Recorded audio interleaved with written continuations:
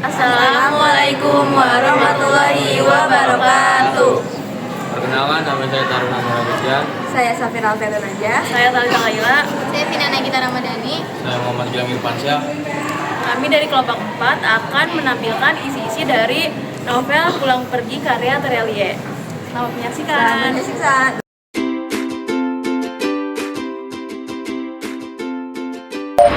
Unsur intrinsik. Yang pertama ada judul, yaitu Pulang dan Pergi. Yang kedua adalah temanya itu tentang perjalanan hidup dan pencarian jati diri. Yang ketiga ada tokoh-penokohan.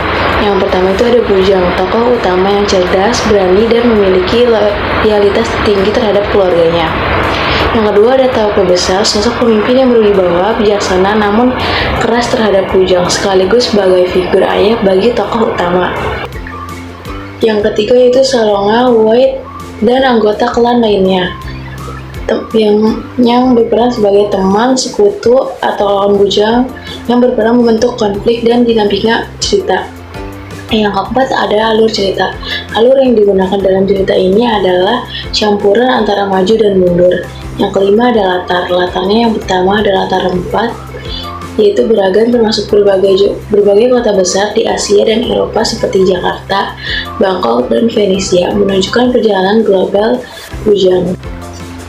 Latar waktu yang digunakan adalah cerita berlangsung selama bertahun-tahun, menggambarkan pertumbuhan karakter Bujang sejak remaja hingga latar suasana yaitu campuran antara tegang, haru, dan penuh introspeksi, sesuai dengan dinamika perjalanan hidup Bujang.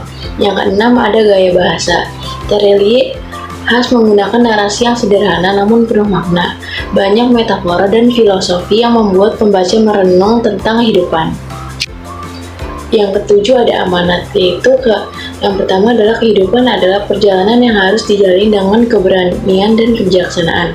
Yang kedua adalah setiap keputusan memiliki konsekuensi yang harus dipertanggungjawabkan. Dan yang terakhir adalah belajar dari masa lalu adalah cara terbaik menjadi lebih baik di masa depan. Dia memiliki 2 anak. Yang kedua ada nilai-nilai. Yang pertama ada nilai agama. Ada beberapa momen di dalam novel yang menggambarkan bagaimana karakter menemukan kekuatan melalui keyakinan mereka. Misalnya, saat Bujang menghadapi situasi berbahaya, ia mengingat orang-orang yang dicintainya dan bagaimana doa dan kepasrahan bisa memberikan ketenangan. Yang kedua, ada nilai moral.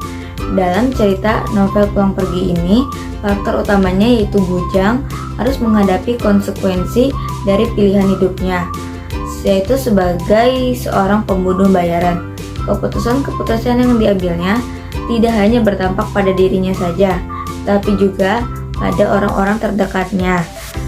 Ini menggambarkan pentingnya tanggung jawab terhadap tindakan si Bujang sebagai pembunuh bayaran. Yang ketiga ada nilai sosial. Hubungan antara Bujang dengan karakter lainnya seperti sahabat dan keluarga. Ini menunjukkan bagaimana ikatan sosial dapat membentuk identitas seseorang.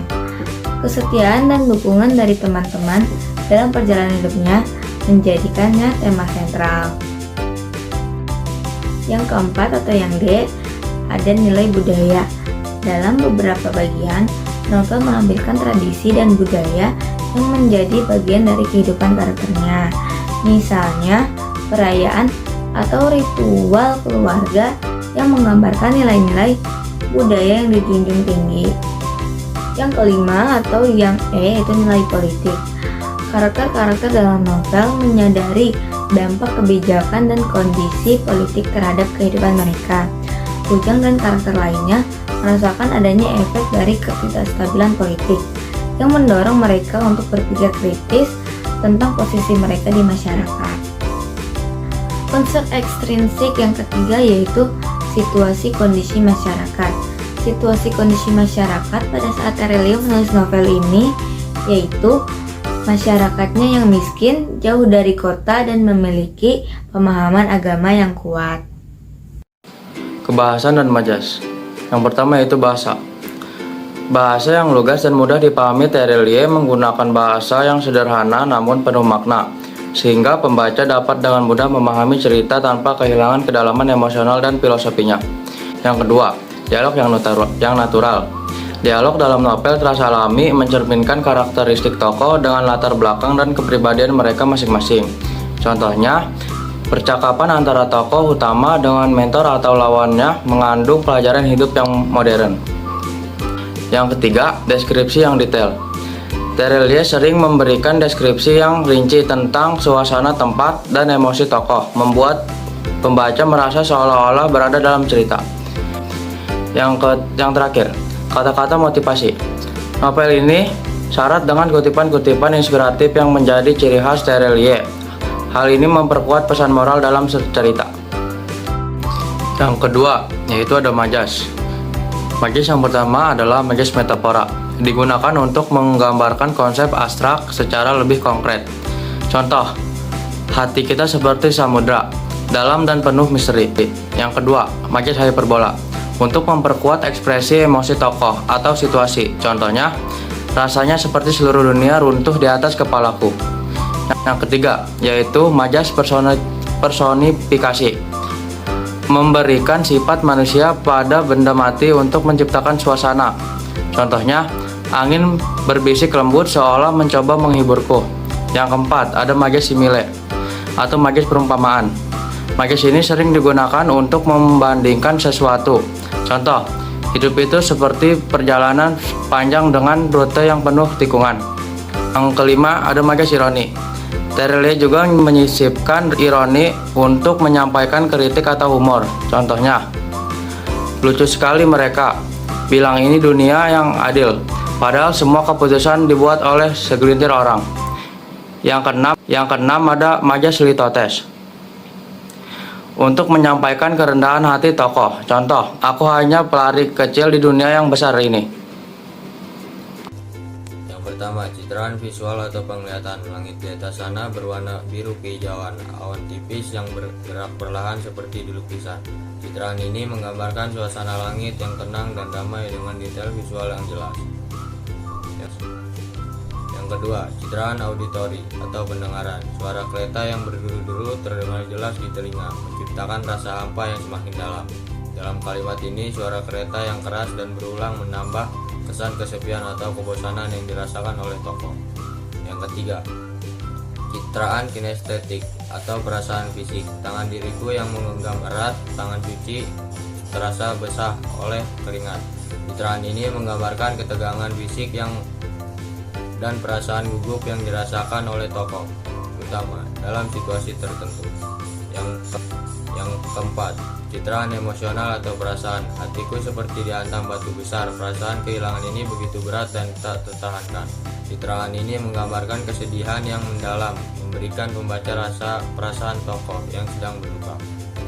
Melalui citraan-citraan ini, Terelie berhasil menciptakan suasana hidup sehingga pembaca dapat merasakan pengalaman tokoh-tokohnya secara lebih intens dan personal. Selanjutnya, dalam novel Pulang Pergi karya Terelie terdapat beberapa amanat pesan moral yang dapat diambil.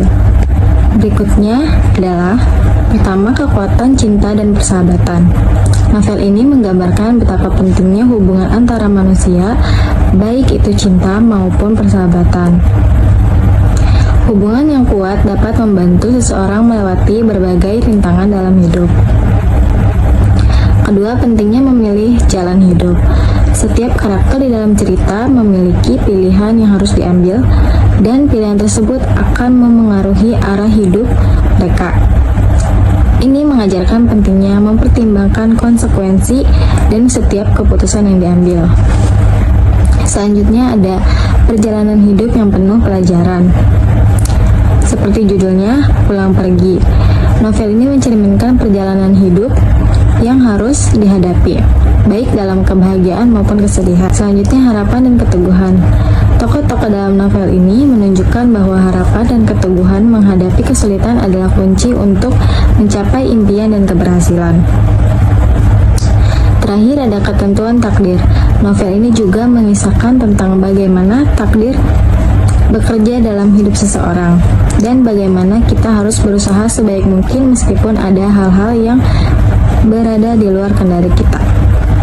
Secara keseluruhan, Pulang Pergi menyampaikan pesan tentang perjalanan hidup yang dipenuhi dengan pelajaran berharga yang berkaitan dengan cinta, persahabatan, dan pilihan hidup.